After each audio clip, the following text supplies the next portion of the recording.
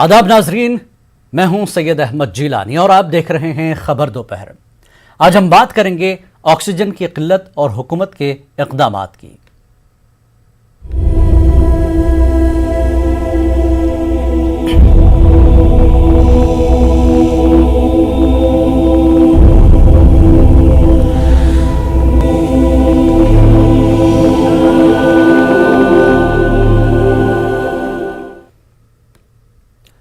मुल्क में जैसे जैसे कोरोना मामलों में इजाफा होता गया, वैसे वैसे ऑक्सीजन की जबरदस्त किल्लत दरपेश हुई। खासतौर पर महाराष्ट्र, दिल्ली, मध्य प्रदेश, यूपी और राजस्थान में ऑक्सीजन की कमी देखी गई। दिल्ली में तो कई अस्पताल इंतजामिया के दावों के मुताबिक दसियों मरीजों की ऑक्सीजन की कमी की वजह से हलाकत हो गई। यही वजह है कि दिल्ली हाईकोर्ट ने मरकजी हुकूमत और दिल्ली सरकार की जमकर सरजनिश की। एक तरफ मरकजी हुकूमत से ऑक्सीजन की सप्लाई का ब्यौरा मांगा और तबसरा करते हुए कहा कि चोरी करके या भीख मांगकर ऑक्सीजन की कमी दूर की जाए, वरना बहुत सारे लोग मजीद हलाक हो जाएंगे। वहीं दूसरी तरफ दिल्ली हुकूमत से सवाल किया कि अपनी तरफ से दिल्ली सरकार ने ऑक्सीजन की दस्तयाबी के लिए क्या कोशिशें की हैं। इस दौरान मरकजी हुकूमत ने दिल्ली के ऑक्सीजन का कोटा भी बढ़ा दिया। वहीं महाराष्ट्र की बात करें तो गुज़श्ता दिन ही ऑक्सीजन की कमी की वजह से 5 अमवात हुई थी। मध्य प्रदेश के हवाले से बात की जाए तो भोपाल, खंडवा, शहडोल, इंदौर और जबलपुर में ऑक्सीजन की कमी की वजह से कई अमवात हुई हैं। दूसरी जानिब ऑक्सीजन और कोरोना की दवाइयों की ब्लैक मार्केटिंग के हवाले से भी मुल्क में तशवीश की लहर है। सुप्रीम कोर्ट के कुछ वकीलों और कानून के तालिब इल्मों ने चीफ जस्टिस ऑफ इंडिया को इस हवाले से खत भी लिखा है। वहीं वज़ीर आज़म नरेंद्र मोदी ने ऑक्सीजन जनरेशन प्लांट्स लगवाने की हिदायत जारी की है। मुल्क में 551 PSA ऑक्सीजन जनरेशन प्लांट्स लगाए जाएंगे। दूसरी तरफ मुल्क में ऑक्सीजन एक्सप्रेस ट्रेन भी चल पड़ी है, जिससे मुख्तलिफ रियासतों में ऑक्सीजन सप्लाई की जा रही है। वहीं बैरून ममालिक की मदद से भी मुल्क में ऑक्सीजन की किल्लत को ख़त्म करने की कोशिश की जा रही है।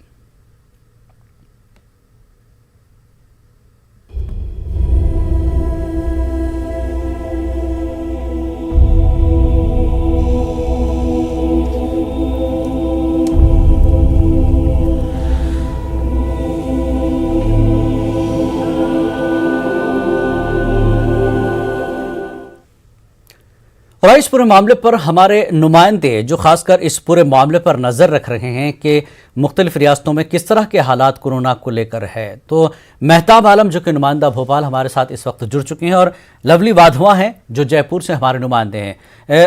लवली, आपका और महताब आपका खैर मकदम है।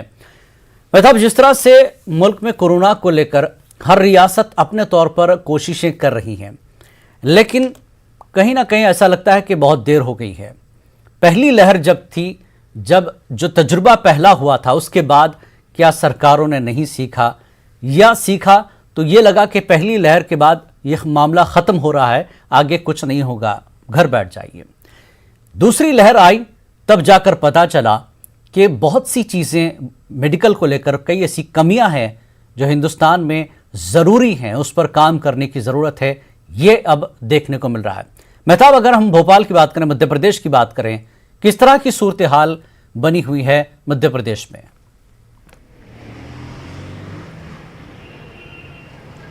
जिलानी, जो आपने कहा ये सच है कि हमने इस हालात का अंदाज़ा नहीं लगाया था कि हालात इतने भी तशवीशनाक हो जाएंगे। पहली लहर जो आई थी उसमें जिस तरह के इंतजाम हो सकते थे, हुकूमत ने इंतजाम किए। अब दूसरी लहर में जिस तरह के हालात हैं वो रोज़ बरोज़ तशवीशनाक होते जा रहे हैं। मध्य प्रदेश में जंगी पैमाने पर हुकूमत के ज़रिए काम किया जा रहा है। सड़क, फ़ज़ाइया और रेलवे के ज़रिए ऑक्सीजन की फराहमी का काम किया जा रहा है। बोकारो से भोपाल के लिए ऑक्सीजन स्पेशल एक्सप्रेस ट्रेन रवाना हो चुकी है। कल भोपाल से भी एक ट्रेन यहाँ से रांची के लिए जाएगी, ताकि एक ट्रेन उधर से आए तो एक ट्रेन इधर से जाए। इसी के साथ साथ वज़ीर आज़म ने जो 5 से 51 जो ऑक्सीजन प्लांट लगाने के किया मध्य प्रदेश में, उसको लेकर चाहे बीना हो, चाहे भोपाल हो, चाहे इंदौर हो, ग्वालियर हो, यहाँ पर नए ऑक्सीजन प्लांट पर काम शुरू हो गया है। हुकूमत की सतह पर काम किया जा रहा है, लेकिन जिस बड़ी तादाद में मरीज नए सामने आ रहे हैं उसको देखते हुए अगर कहा जाए तो वो तैयारियां कम नज़र आ रही हैं। लेकिन मध्य प्रदेश की अगर हम रिकवरी रेट की बात करें तो रिकवरी रेट में तेज़ी से इजाफा होता जा रहा है। 21 अप्रैल को जहां मध्य प्रदेश जो है 7वें पायदान पर था, वहीं रिकवरी रेट बढ़ने से मध्य प्रदेश अब 11वें पायदान पर आ चुका है। अगर पिछले 24 घंटे की बात करें तो जहां मध्य प्रदेश में 12,000 जो है 886 नए मरीज आए थे, वहीं पर हमें देखते हैं कि 11,612 कोरोना मरीज ठीक होकर, सेहतयाब होकर अस्पतालों से अपने घर जा चुके हैं। इस तरह से हम देख रहे हैं कि मध्य प्रदेश में रिकवरी रेट जो है 80% से ऊपर पहुंच चुका है और हुकूमत की कोशिश है सामाजिक तंजीमों के साथ मिलकर इसको और बेहतर बनाया जाए ताकि कि कोरोना की चेन को तोड़ा जा सके और हुकूमत एक पुरसुकून जिंदगी में, पुरसुकून माहौल में अपनी नई जिंदगी की शुरुआत कर सके। बिल्कुल। लवली वाधवा हमारे साथ है जयपुर से। लवली, जयपुर में किस तरह की सूरत हाल है कोरोना की? सरकारी अस्पताल हो या प्राइवेट अस्पताल, कहीं ना कहीं कुछ ना कुछ कमियां जरूर देखी जा रही हैं। ऑक्सीजन को लेकर जयपुर में क्या हालात हैं, पूरे राजस्थान की अगर तफसीलात आप दें।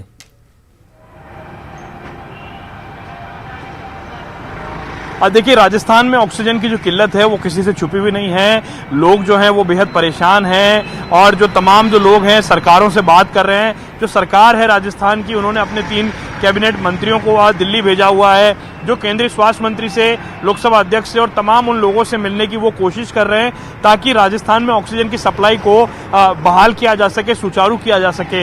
यूं तो राजस्थान के बॉर्डर में, राजस्थान के इलाकों में कई ऑक्सीजन के प्लांट्स हैं, मगर राजस्थान की सरकार, राजस्थान के जो वजीर आला हैं वो ये कह रहे हैं कि राजस्थान के हिस्से में जो ऑक्सीजन आनी चाहिए थी, जो रेमडेसिविर इंजेक्शन आने चाहिए थे, जिस तरह की आपूर्ति होनी चाहिए थी, वो आपूर्ति राजस्थान में नहीं हो रही है और हालात बहुत खराब है। आज से अब सुबह का जो डेटा हमने देखा है, अस्पतालों में एक भी बेड खाली नहीं है, लेकिन उसके बावजूद भी जो लापरवाह लोग हैं, जो घरों से निकल रहे हैं, जबकि लॉकडाउन पूरी तरह से किया हुआ है, 3 मई तक पूरी तरह से पाबंदियां लगाई गई है। आपको नजारा दिखा देते हैं जयपुर के परकोटे के बाजार का।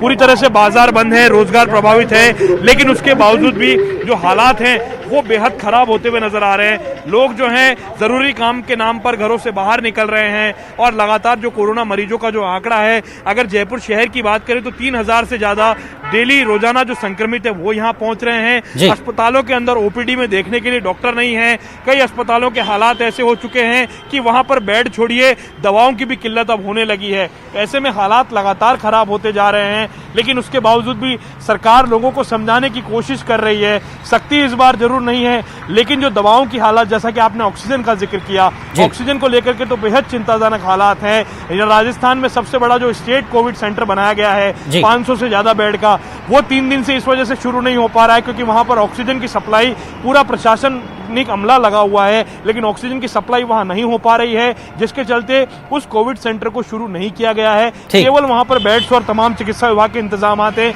लेकिन वहां पर पेशेंट्स को नहीं लिया जा रहा है। और दूसरी तरफ अस्पतालों में लगातार मरीजों की जो तादाद है वो कतार में लगे हुए हैं, लाइनें लगी हुई, लेकिन अस्पताल में उपचार के लिए जो डॉक्टर हैं वो बेहद कम है और बेड की संख्या जो है बेहद सीमित जो है वो राजस्थान में नजर आ रही है। बेड फिलहाल राजस्थान में नहीं है। जी ठीक है। वसीम अंसारी और शंकर आनंद दोनों जुड़ चुके हैं। वसीम अंसारी मुंबई से और शंकर आनंद दिल्ली से। दिल्ली की अगर मैं बात करूं, शंकर आनंद, जिस तरह से दिल्ली हाई कोर्ट ने मरकजी सरकार और दिल्ली सरकार की जमकर जो है फटकार लगाई है, किस तरह के हालात इतने खराब होने तक सरकार बैठी रही? पहली जो वेव थी उसका अंदाजा था, किस तरह के हालात का सामना दिल्ली ने पहले भी किया है, ऐसा नहीं है कि अभी हो रहा है दिल्ली में। अब इस वक्त दिल्ली में किस तरह की सूरत हाल है, खासकर ऑक्सीजन को लेकर? जो मामला शिकायत भी रही ऑक्सीजन को लेकर केजरीवाल की, अब ऑक्सीजन की क्या स्थिति है दिल्ली में?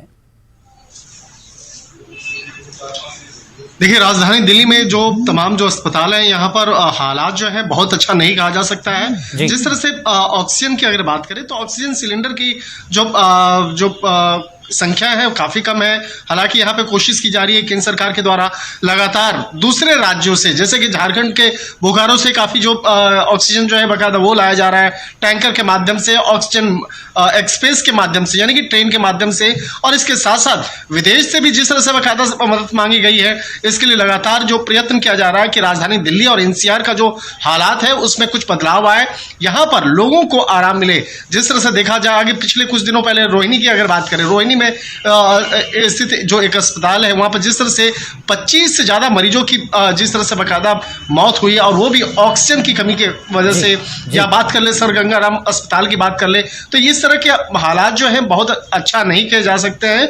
लिहाजा इस बात को ध्यान में रखते हुए लगातार केंद्र सरकार और दिल्ली सरकार एक प्रयास कर रही है साझा तौर पर कि यहाँ पर मरीजों का एक जल्द से जल्द और बेहतर तरीके से इलाज हो सके, और इसके लिए तमाम जो प्रावधान है, तमाम जो कोशिशें हैं वो की जा रही हैं। हालांकि अगर आज की बात करें तो यहाँ पर आज भी कुछ ऐसे इनपुट्स मिल रहे हैं कि लोगों के द्वारा काफी जो ऑक्सीजन सिलेंडर जो है वो ब्लैक मार्केटिंग की जा रही है। जो कोरोना संक्रमण के दौरान जो जीवन रक्षक मेडिसिन है बकायदा उसकी ब्लैक मार्केटिंग की जा रही है। तो लिहाजा इस बात को ध्यान में रखते हुए दिल्ली सरकार और इस मामले पर दिल्ली पुलिस के कमिश्नर ने बकायदा सख्त जो रूप है वो अख्तियार करते हुए साफ तौर पे कहा है कि उन लोगों के खिलाफ ठोस कार्रवाई की जाए जो कालाबाजारी कर रहे हैं, जो दवाइयों की जमाखोरी कर रहे हैं, जो ऑक्सीजन सिलेंडर की कालाबाजारी कर रहे हैं। तो कहीं न कहीं कहा जा सकता है कि हालात अभी 3 से 4 दिनों के बाद ही थोड़ा सा सुधर सकता है, लेकिन अभी फिलहाल जो हालात है राजधानी दिल्ली और एनसीआर का वो बहुत अच्छा नहीं कहा जा सकता है। वसीम अंसारी हमारे साथ है। वसीम, जिस तरह से महाराष्ट्र की बात देखें, महाराष्ट्र ने पहले दिन से ही कड़े कदम उठाने शुरू कर दिए थे। हालात कुछ कंट्रोल में आए हैं, कुछ मामले कम हो रहे हैं, लेकिन खत्म नहीं है, इसको भी हम ठीक नहीं कह सकते। अभी भी मामले काफी तादाद में देखने को मिल रहे हैं। तो क्या महाराष्ट्र में भी ऑक्सीजन, मेडिसिन, इक्विपमेंट, इस तरह की कोई मसाइल हैं अभी महाराष्ट्र में, या सरकार ने हल करने की कोशिश की है अभी कुछ? देखिए, जिस तरह से नंबर्स कम हो रहे हैं, लेकिन अब भी जो दिक्कतें हैं वो कम नहीं हुई हैं। जो नंबर्स बढ़ रहे थे तब ज़्यादा दिक्कतें थी, लेकिन अब कम होते हुए भी दिक्कतें बढ़ी हैं। देखा गया है मेडिसिन को लेकर जिस तरह से कमियां साफ तौर पे दिखाई दी, ऑक्सीजन की कमियां साफ तौर पे दिखाई देने लगी। मैं आपको बताना चाहूंगा कि 1-2 दिन पहले ही मुंबई के सटे इलाके थाने में ऑक्सीजन की कमी से 5 लोगों की मौत हो गई। ऐसे ही नज़ारे मुंबई और महाराष्ट्र के कई इलाकों में देखने को अब भी मिल रहे हैं। इसकी साफ वजह यह है कि जो ऑक्सीजन है उसकी कमी साफ तौर पे दिखाई दे रही है। एक वजह यह भी है कि ऑक्सीजन की कमी को देखते हुए अब ब्लैक मार्केटिंग भी बढ़ गई है। पुलिस की कई जगहों पे छापेमारी की गई है, ऑक्सीजन पकड़े भी गए हैं। तो जिस तरह से डिमांड लगातार ऑक्सीजन की बढ़ती जा रही है और जो कमी है उसे लेकर दिक्कतें महाराष्ट्र सरकार के सामने है। 1200 मैट्रिक टन रोजाना उत्पादन किया जाता है महाराष्ट्र में ऑक्सीजन का, और पुणे, तलोजा और नागपुर ये 3 इलाके हैं जहां पे ऑक्सीजन की बनाए जाते हैं। तो ऐसे वक्त में दूसरे जिलों में पहुंचाने के लिए काफी दिक्कतें होती हैं। एक जिले में दूसरे जिले तक जाने के लिए कम से 20 से 24 घंटे लगते हैं, क्योंकि रास्ते के जरिए इसे पहुंचाया जाता है, जिसकी वजह से ऑक्सीजन बहुत बार 20% के करीब लगभग खराब भी होती है। तो महाराष्ट्र सरकार अब कोशिश कर रही है कि जो वेस्ट होने वाली ऑक्सीजन से उसे किसी भी तरीके से बचाया जा सके ताकि दिक्कतें नहीं हो। और जिस तरह से ऑक्सीजन की डिमांड बढ़ी है, जिस तरह से कुछ सप्लायर से उनका कहना था कि रोजाना अगर वो 100 या 150 के करीब ऑक्सीजन भरते थे, अब बाकायदा कम से कम 600 से 1000 सिलेंडर भरने पड़ते हैं। यानी कि लगातार जो डिमांड बढ़ रही है ये दिक्कतें बढ़ा रही है। और अब जिस तरह से दूसरे राज्यों से भी ऑक्सीजन से लाया जा रहा है ताकि दिक्कतें कम की जा सके, तो आने वाले दिनों में अगर इसी नंबर्स कम होते रहे तो राहत जरूर मिलेगी। अगर नंबर बढ़ते गए और ऑक्सीजन की डिमांड बढ़ती गई तो हो सकता है आगे और भी दिक्कतें भारत सरकार के सामने खड़ी हो सकें। बिल्कुल। मेहताब आलम हमारे साथ हैं। मध्य प्रदेश की हम बात कर रहे थे। अब ऐसा महसूस हो रहा है मेहताब के हर स्टेट को कहीं ना कहीं लग रहा है कि हमारा अपना ऑक्सीजन प्लांट हमारी स्टेट में होना चाहिए। दूसरी रियासतों से जो है ऑक्सीजन आ रही हैं। सरकारी अस्पताल में किस तरह के हालात होते हैं आप लोग रिपोर्ट करते हैं, ग्राउंड रिपोर्ट आपके पास होती है, लेकिन हम देखते हैं कि प्राइवेट अस्पताल अपना इंतज़ाम कर लेते हैं, लेकिन मौजूदा हालात में प्राइवेट अस्पताल भी वो इंतज़ाम नहीं कर पा रहे हैं जिस तरह से केसेस बढ़ रहे हैं। खासकर ऑक्सीजन की जो किल्लत है, उसकी जो ज़रूरत महसूस हो रही है, वो नहीं कर पा रहे हैं। तो मध्य प्रदेश में सरकारी अस्पताल और प्राइवेट अस्पतालों में ऑक्सीजन की जो किल्लत है या जो ज़रूरत है, उस लिहाज से क्या तैयारी सरकार की और प्राइवेट अस्पतालों की अब तक देखने को मिली है? मेहताब,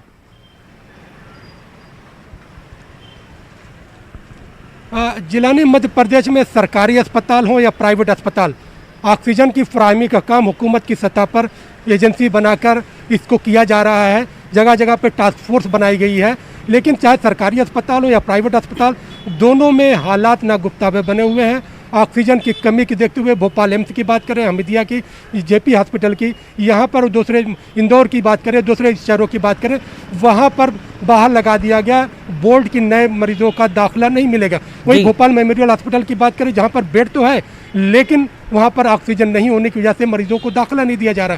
तो प्राइवेट हॉस्पिटल वाले जो कहीं से कुछ पैसे देकर इधर उधर से गैस का इंतजाम कर लेते थे, वो भी अब नहीं हो पा रहा है क्योंकि ऑक्सीजन की कमी दिखाई दे रही है। ऐसे में मरीजों का जो है हम देख रहे हैं कई जगह पर अस्पतालों में मारपीट के हालात भी सामने आए हैं, उसकी वीडियो भी सामने आए हैं। तो यहाँ पर लोगों को सब्र करने की भी ज़रूरत है, हुकूमत को अपने इंतजाम को तेज़ करने की ज़रूरत है। और फिर इससे बड़ा सबक ये हुआ कि अभी तक हमारे मुल्क की सियासत जो मंदिर मस्जिद के इर्द गिर्द घूम रही थी, उसने ये बता दिया, एक सबक लेने को बता दिया कि यहाँ पर आवाम की ज़रूरियात कुछ और है, तिब्बी ज़रूरियात कुछ और है। अगर मध्य प्रदेश में ऑक्सीजन प्लांट लगाए गए होते तो मध्य प्रदेश को महाराष्ट्र, छत्तीसगढ़ या फिर जो है गुजरात या फिर जो है बोकारो प्लांट पर जो है निर्भर नहीं रहना पड़ता अगर इसका अपना प्लांट होता। अब अगर ये प्लांट लगाए जा रहे हैं तो ये प्लांट कब शुरू होंगे, कब काम करेंगे, एक अलग सवाल है। बिल्कुल, लेकिन हुकूमतों को अपनी तरजीहात को बदलने की ज़रूरत है। आवाम की मुश्किलात को देखते हुए नई तरजीहात को तय करने की ज़रूरत है ताकि यहाँ के शहरियों को तिब्बी सहूलियात बेहतर से बेहतर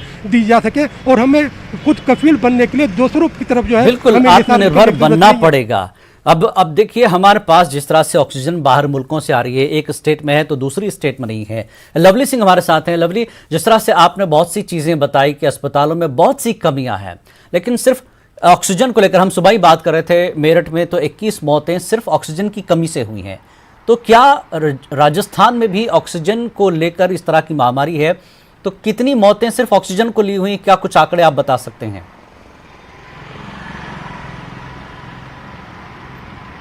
देखिए, जहां तक आंकड़ों की बात की जाए तो राजस्थान के अंदर वैसे तो जो प्लांट्स लगे हुए हैं वहां से ऑक्सीजन की आपूर्ति हो सकती है, मगर केंद्र सरकार ने इन प्लांट्स को जो है अपने अधिग्रहण में ले लिया है। उसके बाद में यहां से मध्य प्रदेश के लिए, गुजरात सहित अन्य राज्यों के लिए ऑक्सीजन जो है वो यहां से भेजी जा रही है। तो ऐसे में जो बात की जा रही है ऑक्सीजन सिलेंडर्स की, उनकी बेहद यहां पर कमी है। लेकिन अब ये कोशिश की जा रही है कि ऑक्सीजन से जुड़ी जो इलेक्ट्रिक मशीनें हैं उन्हें यहां पर लाया गया है। कई अस्पतालों के अंदर इलेक्ट्रिक मशीनों को लाया गया है, अस्पताल के अंदर इलेक्ट्रिसिटी का जो लोड है उसे बढ़ाया गया है ताकि जो पेशेंट्स की जो संख्या लगातार बढ़ रही है उसे किसी ना किसी तरीके से हर पेशेंट को ऑक्सीजन देने के लिए प्रयास किया जाए। लेकिन जो एसिम्प्टोमेटिक पेशेंट्स हैं उन्होंने जिस तरह से बेड लिया हुआ है, उनकी जो गंभीर बीमारी से रोग वाले पेशेंट्स हैं जिन्हें वाकई ऑक्सीजन की जरूरत है, उनके अलावा एसिम्प्टोमेटिक मरीजों को भी बड़ी तादाद में पूर्व में अस्पताल में भर्ती किया गया था, जिन्हें अब चिन्हित किया जा रहा है, अस्पताल से डिस्चार्ज किया जा रहा है ताकि बेड खाली हो सके, क्योंकि बेड जो है वो सीमित संख्या में है, बेड लगाना पर्याप्त नहीं है।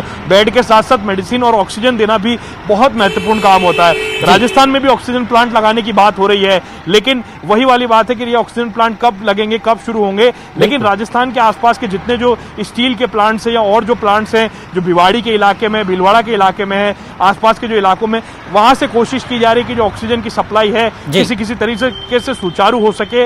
मगर यहाँ पर भी ऑक्सीजन जो है बाहरी राज्यों से आती है, तो ऐसे में संकट जो है वो राजस्थान में भी कम नहीं है। राजस्थान में और गंभीर परिस्थितियां ऑक्सीजन को लेकर के नजर आने लगी है। जी बिल्कुल शंकर आनंद, जैसा कि आपने बहुत सी चीजें बताई कि हालात यहाँ पर ठीक नहीं है और ऑक्सीजन की और इक्विपमेंट की या जिस तरह की मेडिकल इक्विपमेंट दूसरी चीजें हैं, अब इसकी ब्लैक मार्केटिंग भी हो रही है। सबसे बड़ा मसला है इतने बुरे हालात में हम अभी भी काली कमाई की सोच रहे हैं, बड़ी शर्म की बात है। तो दिल्ली सरकार, मोदी सरकार या फिर इंतजामिया है, इस पर कैसे जो है कदगन लगाएगा, कैसे लगाम लगाएगा और ऑक्सीजन को आसानी से आम लोगों तक पहुंचे। केजरीवाल तो ये कहते हैं कि हम घर तक पहुंचाएंगे, परेशानी की बात नहीं हो, लेकिन ऑक्सीजन है नहीं, पहुंच नहीं पा रही है, अस्पतालों में नहीं है, तो आम आदमी को ऑक्सीजन कैसे मिलेगी? क्या तैयारी है, क्या जो है प्लान है केजरीवाल सरकार का?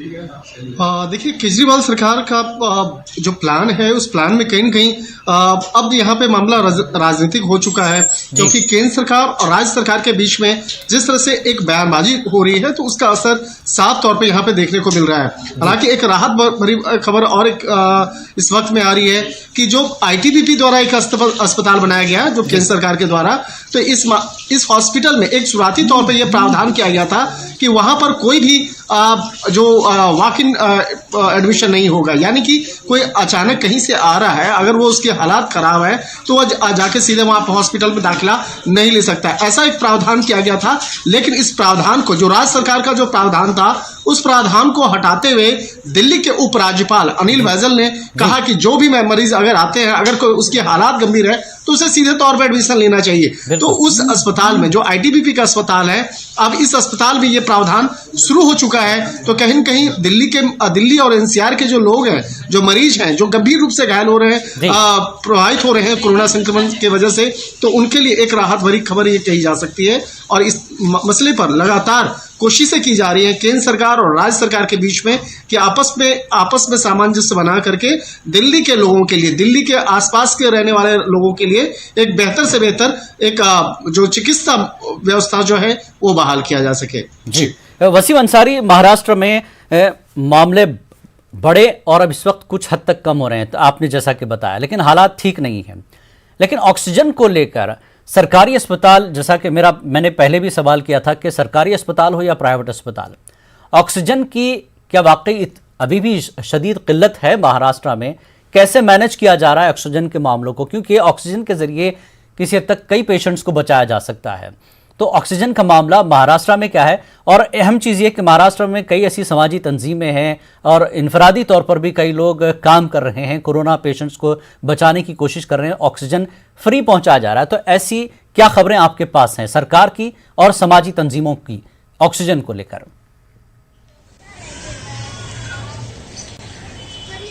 देखिए, ऑक्सीजन को लेकर सबसे पहले मैं आपको बताना चाहूँगा कि महाराष्ट्र में जिस तरह से पूरी तरीके से ऑक्सीजन बनाया जाता था और जिस तरह से कोरोना का काल शुरू हुआ, उसके बाद ये ऑक्सीजन की कमी शुरू हो गई। नहीं तो इससे पहले देखा गया था कि महज 15 से 20% ही मेडिकल के लिए इस्तेमाल किया जाता था, बाकी जितने भी रिसर्च के लिए या फिर कारखानों के लिए दिया जाता था। लेकिन अब पूरी तरीके से मेडिकल को दिया जाता है। इसके बावजूद भी जो ऑक्सीजन से साफ तौर पर कम होते नजर आ रहे हैं। जिस तरह से ऑक्सीजन की डिमांड बढ़ रही है, इसे देखते हुए ब्लैक मार्केटिंग करने वालों की जो संख्या है उसमें भी इजाफा होता साफ नजर आने लगा है। अब दवाइयों के साथ साथ ऑक्सीजन की भी ब्लैक मार्केटिंग साफ तौर पे होने लगी है।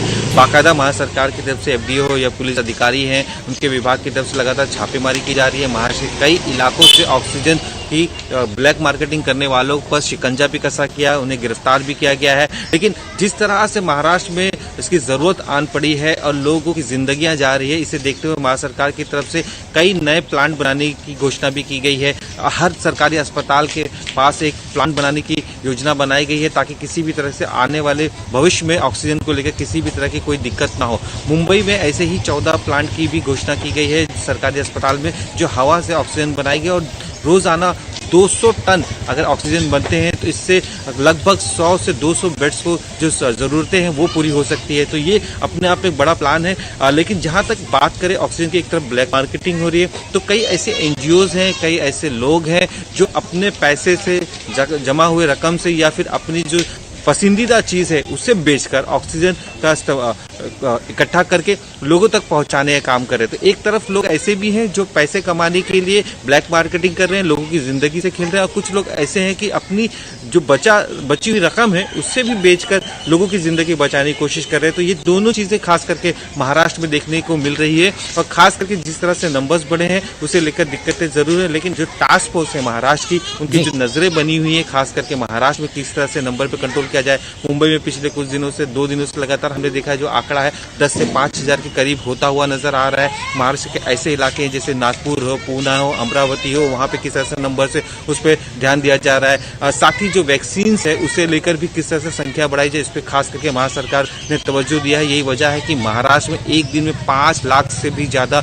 लोगों को वैक्सीन दिया गया है। जो सेंटर्स बंद हो चुके थे उन्हें फिर से चालू किया गया है। केंद्र सरकार से लगातार ये मांग की जा रही है कि जो वैक्सीन है वो उन्हें दी जाए ताकि ज्यादा से ज्यादा लोगों तक पहुंचाया जाए। और जो पूरे ड्राइव शुरू होने वाला 1 मई से 18 साल के लोगों को भी वैक्सीन दिया जाएगा, इसे लेकर भी पूरी तैयारियां की जा रही है। कई लोगों की मांग है कि जो स्टेडियम्स है वहां पे भी इंतजाम किए जाए, स्कूलों में इंतजाम किए ताकि हर किसी को वैक्सीन मिल सके। तो कोशिश पूरी सरकार की तरफ से यहाँ पर दिखाई दे रही है, चाहे मेडिसिन हो या फिर ऑक्सीजन हो, ये जो जरूरत की चीजें हैं वो पूरी करने के लिए। लेकिन कुछ लोग ऐसे भी हैं जिसका गैर फायदा उठा रहे हैं। जी मेहताब, एक अहम चीज़ ये है कि हमने इस बीच एक अच्छी बात ये भी सुनी है, सरकारों के अपने इक़दामात अपनी जगह ज़रूर हैं, जैसा कि वसीम ने भी कहा कि कई ऐसे NGOs हैं, सामाजिक कारकुन हैं, हर जगह से न्यूज़ 18 उर्दू पर इस तरह की अच्छी और बड़ी अहम खबरें आ रही हैं कि लोग अपने तौर पर भी लोगों की जानें बचा रहे हैं, चाहे वो ऑक्सीजन की सप्लाई हो, इक्विपमेंट की हो या फिर मेडिसिन को लेकर हो। रमज़ान का मुक़द्दस महीना है, ये बात सामने आ रही है कि आप जो मदद करते हैं रमज़ान में, क्यों नहीं ऐसी मदद ऑक्सीजन के ज़रिए की जाए ताकि लोगों की जान बचाई जाए। क्या ऐसे इक़दामात समाजी तंजीमें, चूँकि आप इस तरह की खबरें कवर करते हैं, ऐसी चीज़ें देखने को मिल रही हैं, उलमा का इस पर क्या कहना है?